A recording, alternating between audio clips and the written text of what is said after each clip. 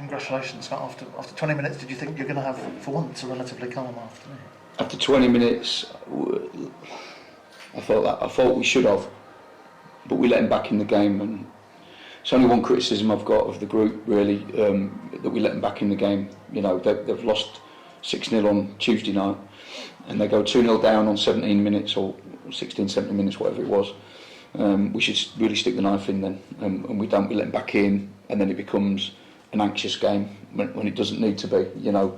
But I thought we played well. I thought we created a lot of chances, and I don't want to get myself in trouble, but there's three penalties we should have had. Watched them back, they're penalties, but you don't give them.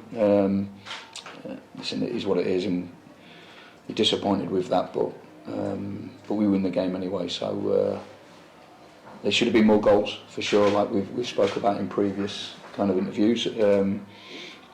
So yeah, we shouldn't let them back in the game, in my opinion, but we do. But as a whole, pleased. Let's sort of take the first 20 minutes. What was the sort of aim for the first start, and how did it sort of all come to fruition, I guess? Well, we wanted to manoeuvre the ball really quickly. We wanted to be front foot, fast starting, full out attacks. You know, we was really pleased with the goals. Thought the goals were really good, worked goals. Johnny's movement at the far post for his was brilliant. Great ball in. And the second goal was kind of a coach's dream, because it's stuff we've worked on. We've worked on exactly that action. Only on Thursday, you know, with Jeff Cott arriving at that near post, and obviously Romeo driving into a good crossing position, and then putting a great ball in. So it was, you know, delighted for me because it's the work we've done. So it was really pleasing to see.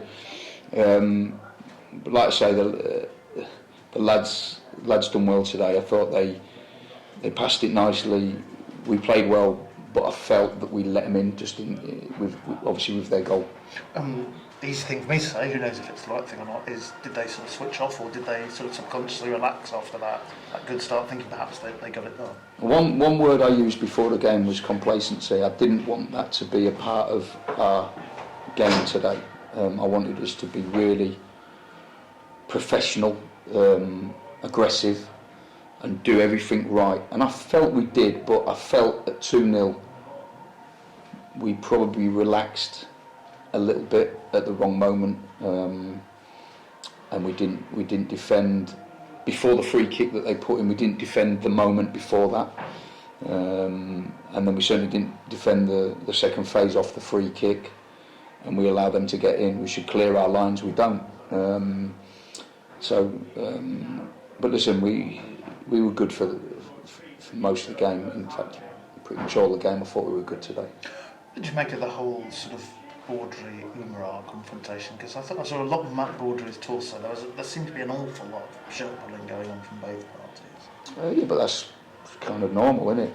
It's League Two football. It's not for the faint-hearted out there. I want my players to be able to defend against big, strong forwards. That's kind of what we do week in, week out. So not really an issue to me.